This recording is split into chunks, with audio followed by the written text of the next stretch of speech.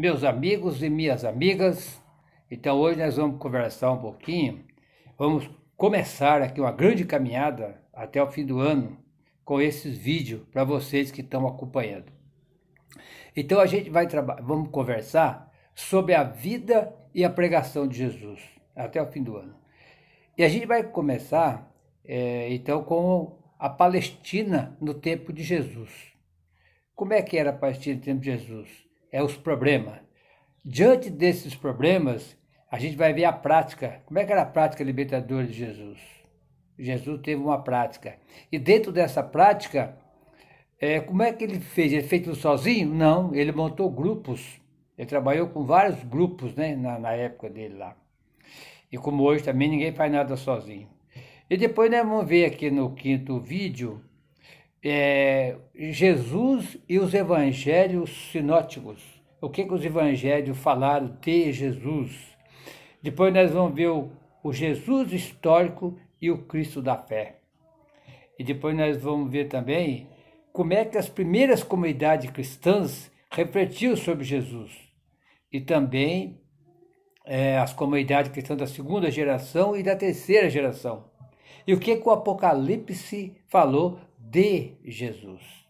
Então isso que é muito importante, né? Então já vamos já logo de cara, que nós só tem meia hora, né? Para nós conversar um pouquinho então sobre a Palestina no tempo de Jesus. Então, para quem quiser saber direitinho, é muito bom acompanhar, vocês começam lá lendo o Lucas 4, de 14 a 30. Ali tem uma grande ligação entre o Antigo e o Novo Testamento. E quando Jesus já entrou em cena, né, para trabalhar. E para quem quiser acompanhar, tem esse livrinho aqui, ó, do nosso Frei Carlos Mester, Com Jesus na Contramão. É um livrinho muito bom, né? Um livro muito bom para todo mundo acompanhar. É um livrinho que só custa R$10, é o preço que a gente compra lá na Paulo ou em qualquer outra livraria, para vocês acompanhar. E o que nós vamos falar hoje, então, está a partir da página 13. E também, além da página 13, temos também, vamos fazer uma ligaçãozinha com a página 43, que é a prática libertadora de Jesus. A gente vai acompanhar. E acompanha com a gente aqui. Então, Jesus, como a gente sabe, ele nasceu lá em Belém. É o Evangelho de Lucas que conta isso, e também o de Mateus, de maneiras diferentes. Depois, quando a gente for estudar os Evangelhos, a gente vai ver. E diz que Jesus se criou em Nazaré, que era uma aldeia camponesa, lá no interior da Galileia. E ele era conhecido como Nazareno. Marcos 1, 24. Desde cedo, Jesus ele viu o seu povo sofrendo contra a opressão que o povo recebia dos romanos e também a dinastia de Herodes. Quando ele nasceu, era o Herodes o Grande, tomava conta de toda a Palestina. Não só ouvir falar, mas também ele viu de perto a terrível perseguição que o seu povo sofria e também a sua gente. Portanto, ele viu a opressão do seu povo na Galileia. Ele ouviu os seus gritos de dor contra os seus opressores e tomou um pleno conhecimento de sua situação de penúria, de fome e de violência. Está lá em Mateus 2. Jesus foi tomado por uma profunda indignação diante dessa realidade. E seu coração encheu-se de compaixão e misericórdia diante da fome e das doenças do povo. Isso levou ele à sua grande opção de sua vida, a opção pelo povo oprimido. Desde a sua infância, Jesus teve vários espaços de formação. Ele teve formação na sinagoga, que era a comunidade da sua época, e aprendeu também a olhar a realidade do seu povo com a profunda fé na presença de Deus, o libertador, o doador da vida e da liberdade. Um Deus que teve compaixão do seu povo e por ele teve grande solidariedade. Depois de toda essa realidade, durante os 30 anos que ele viveu lá na Galileia, A partir dos 30 anos ele saiu. Aí foi a sua prática. Ele saiu e foi tentar resolver esses problemas junto com os seus amigos, que a gente chama de discípulos e de apóstolos e apóstolas, né? Então, Jesus anuncia uma boa nova. E a gente às vezes pergunta ao pessoal o que significa a palavra evangelho. E aí o pessoal diz, é boa nova, é boa notícia, é correto. É boa notícia mesmo. Mas, se você aprofundar a pergunta, você vai perguntar assim, mas se Jesus veio trazer a boa notícia, por que ele foi assassinado? Nós sabemos que ele foi assassinado. E hoje é o Domingo da Misericórdia. Nós estamos gravando esse vídeo aqui, né? É o Domingo da Misericórdia. E Jesus foi tão misericordioso que o pessoal nem conseguiu entender o tanto que ele fez de misericórdia, né? Aí então você pergunta, por que mataram ele? Você veio trazer a boa notícia. Então a boa notícia não foi para todos. A notícia foi boa para aquele povo lascado, aquele povo pobre, miserável, sofrendo violência, passando fome, desempregado, enquanto os ricos iam ficando mais ricos, lá o Herodes e a turma dele, e o Império Romano, e o povo ia ficando cada vez mais pobre. Então Jesus anunciou uma boa nova. Ele veio fazer uma revisão da caminhada também da sua religião, que era a religião do judaísmo. E apareceu em Jesus uma pregação profética. Por isso que na Palestina, no tempo de Jesus, se a gente olhar o Antigo Testamento, o poder era dádiva de Deus. O que é a palavra dádiva? Deus dá poder. Então, se eu sou poderoso, eu sou um empresário rico, se eu sou um vereador, um deputado ou um cara ricão, é porque Deus me deu poder. Então, era assim. Os outros não têm poder porque não tem Deus. O pobre é o único culpado de ser lascado. Roubar a consciência dos pobres. Né? Esse é o pior pecado que Jesus vai falar, que é escandalizar-se por causa de Jesus. Né? E Jesus retoma lá o Êxodo, porque o João Batista foi para o deserto e Jesus também foi lá atrás de João Batista e lá ele foi batizado no Rio Jordão.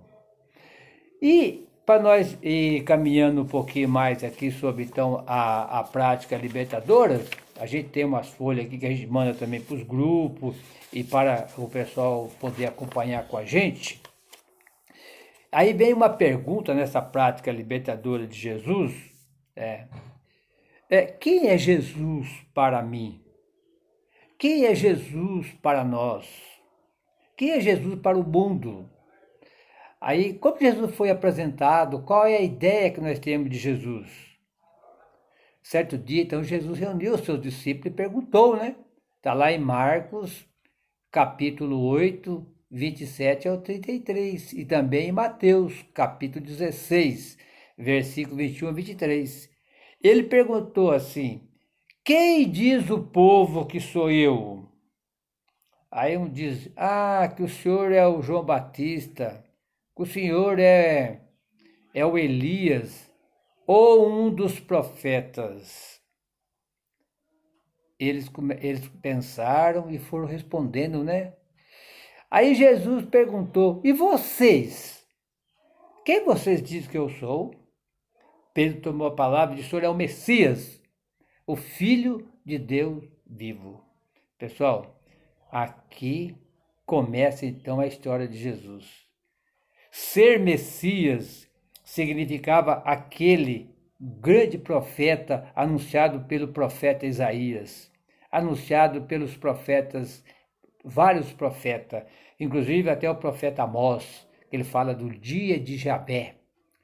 Parece 10 vezes lá no Amós o termo, o dia de Javé não será de luz, mas será de trevas.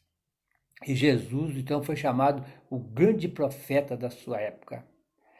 Por quê? Vocês estão lembrados quando o Pedro fala assim, olha, aquele Jesus que vocês crucificaram, Deus fez dele Cristo e Senhor. Cristo significa ungido, Messias. Então, quer dizer, é uma palavra que Jesus veio fazer essa grande solidariedade.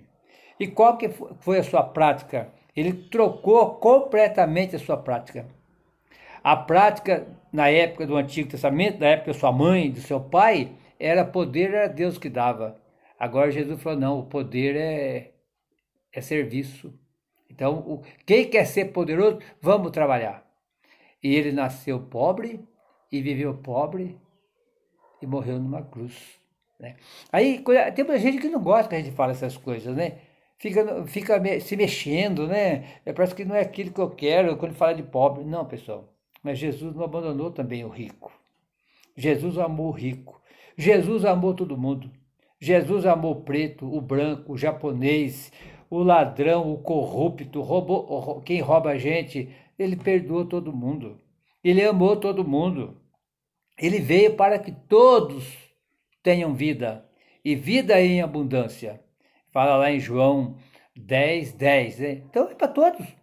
Não está discriminando ninguém, não.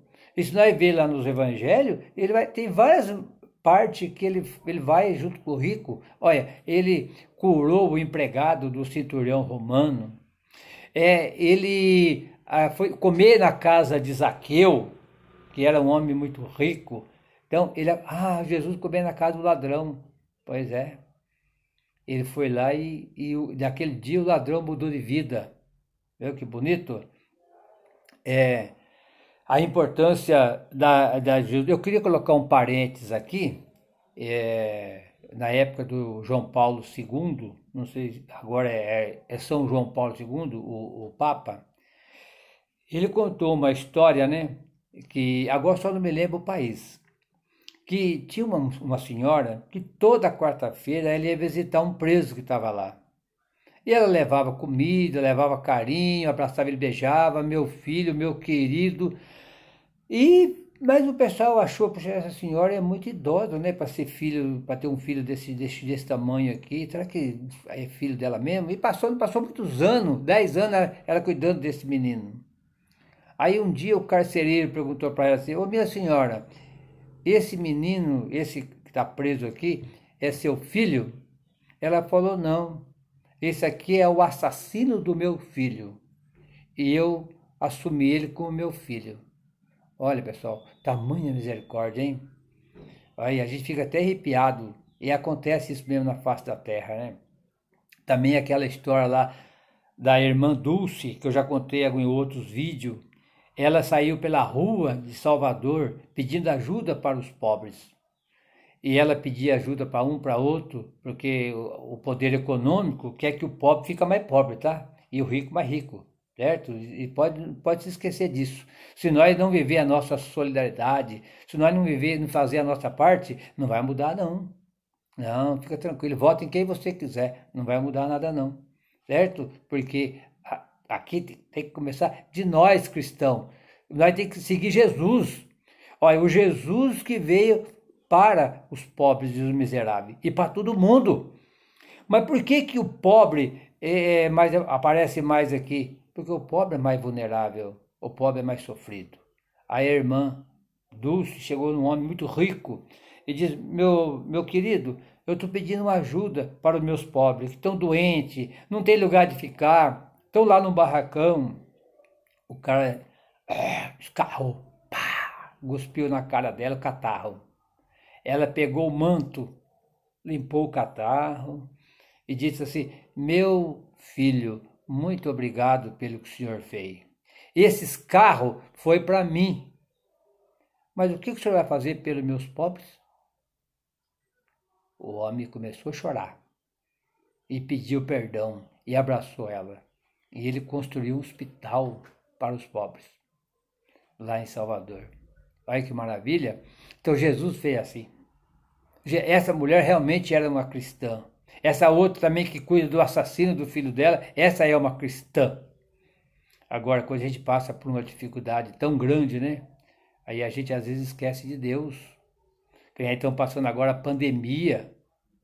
Deus não castiga ninguém, que eu já falei para vocês, né? Deus às vezes não consegue nem mudar o que está acontecendo agora.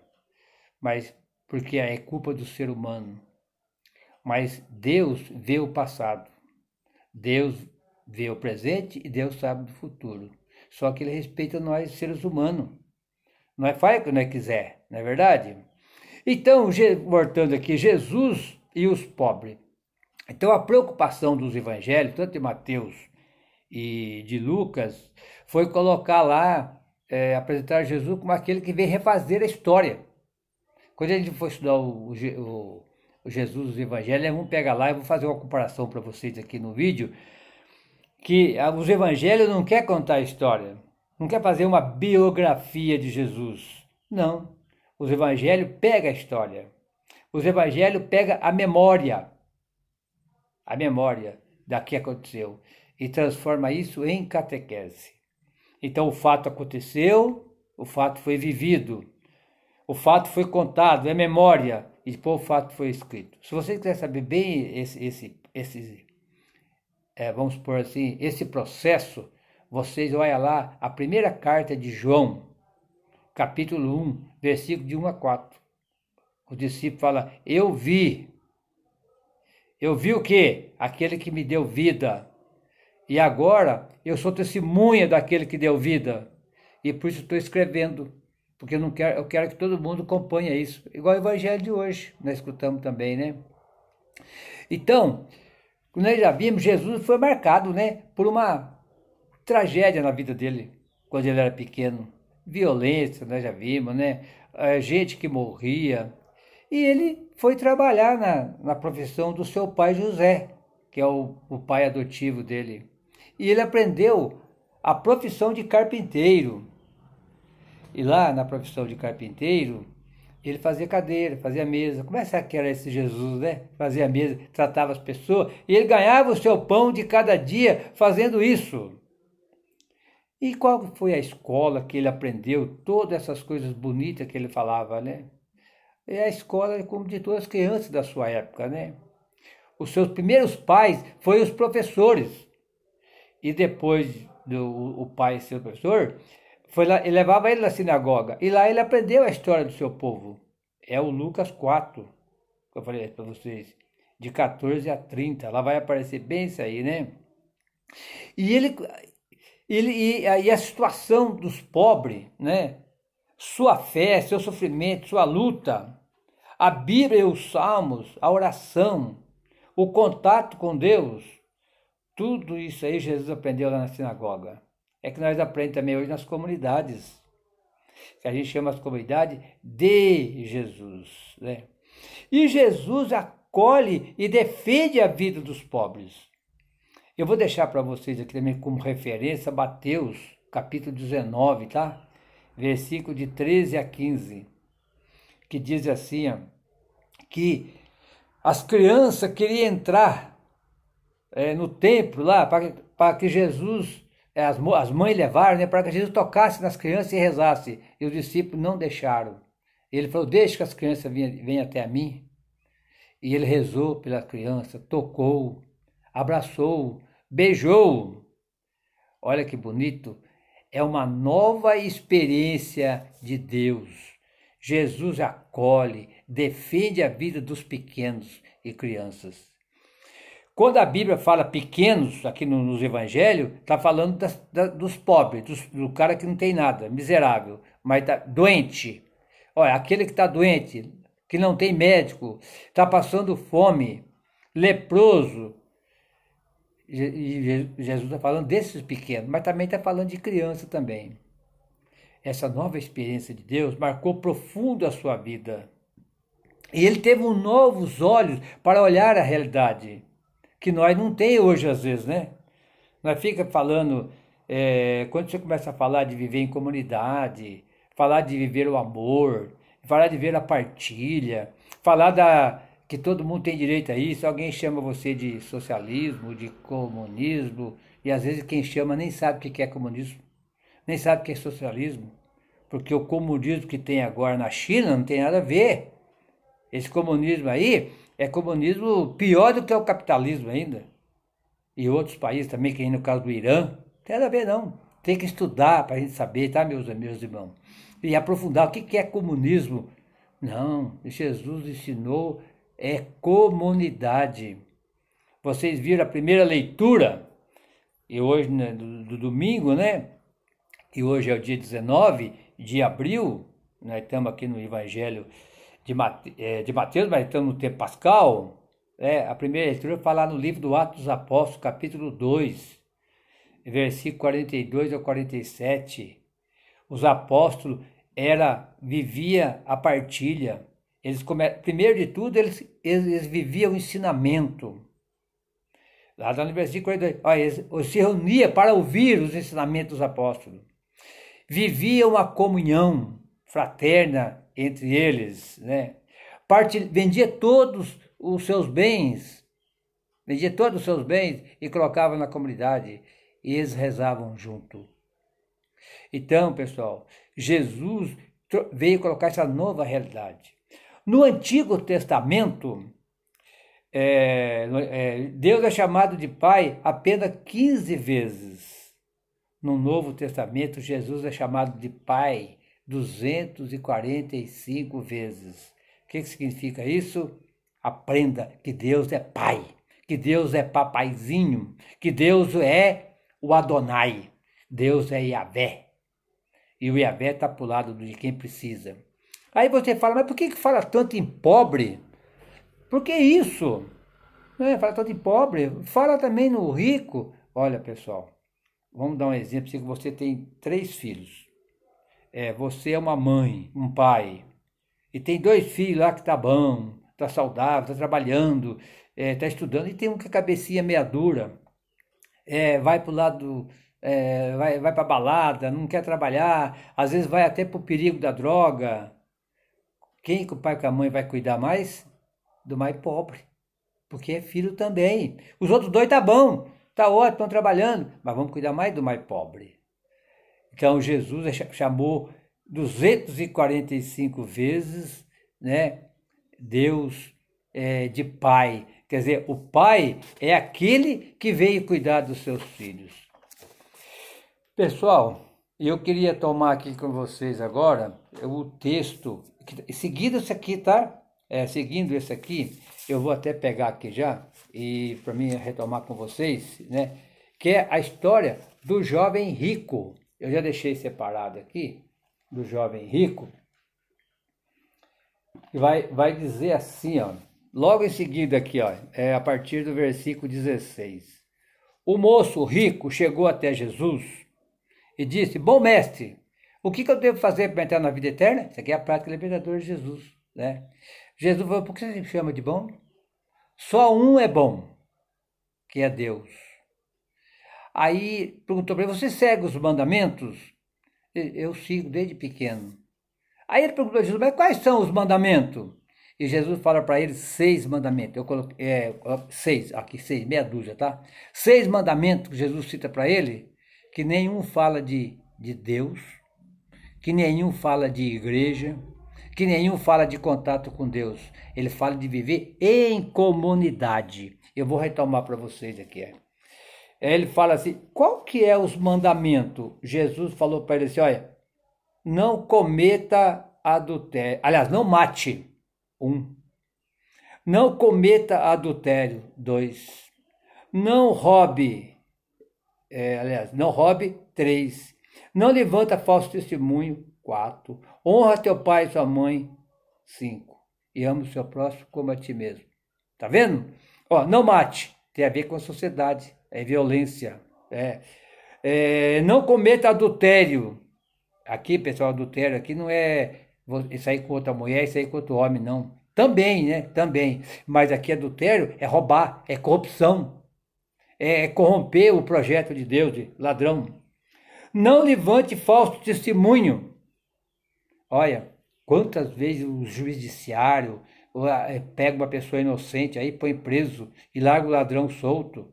De muitos lugares do mundo. Eu cito aqui agora o Nelson Mandela, pessoal.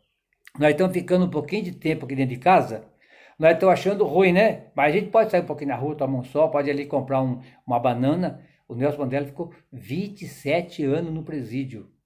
E quando ele saiu, sabe o que ele fez? Ele foi correndo dar um beijo no cara que condenou ele inocente. Perdoou o cara. que era o presidente já estava velhinho, que fez isso com ele, o juiz que fez isso com ele. E ele andaram o mundo os dois pregando a paz. E eles ganharam o prêmio Nobel da Paz. É santo ou não é? É igual o Papa lá, que levou um tiro, o João Paulo II, levou um tiro. E ele, quando ele acordou lá no hospital, o que ele fez?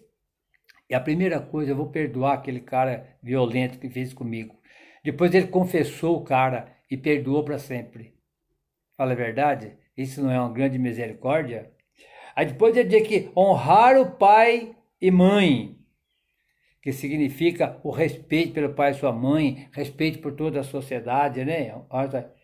Ame o seu próximo como a si mesmo. Então aqui ele usa 6 mandamentos que tudo tem a ver com a comunidade. Não tem nada a ver aqui com Deus e tudo mais. É o problema social, os problemas que a gente conhece no mundo todo, né? Pessoal, para nós ir caminhando mais um pouquinho, né? Caminhando mais um pouquinho. Então, Jesus, ele amou o rico, amou o pobre, amou todo mundo.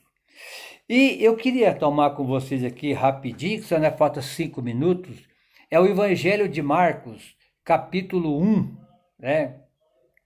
A partir do versículo 14 e 15, e vai até o 45. Ó, diz assim, né?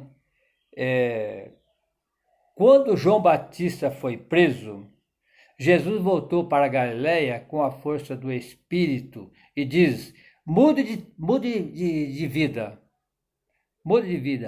e convertei-vos, porque o reino de Deus está próximo. O que é o reino de Deus está próximo? O reino de Deus já chegou.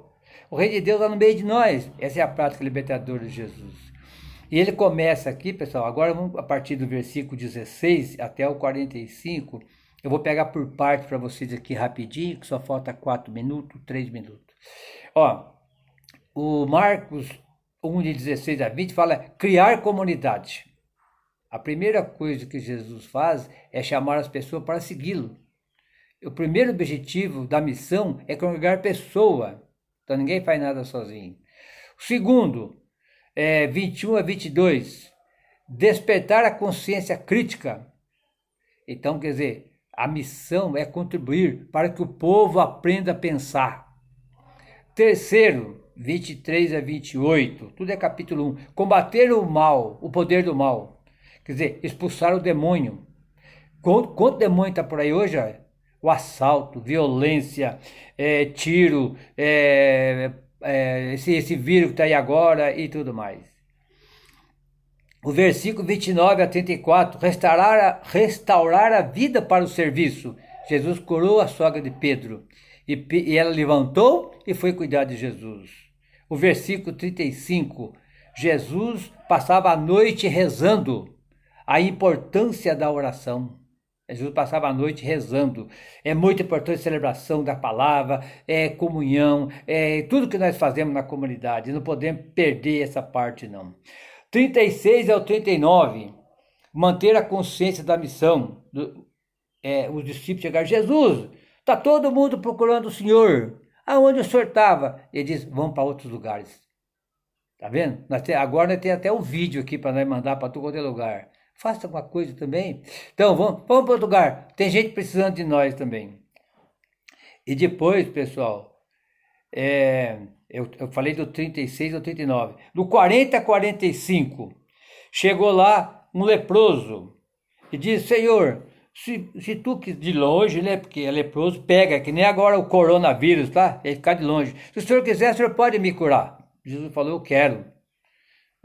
Eu quero curar. Ele falou assim: você pode me purificar.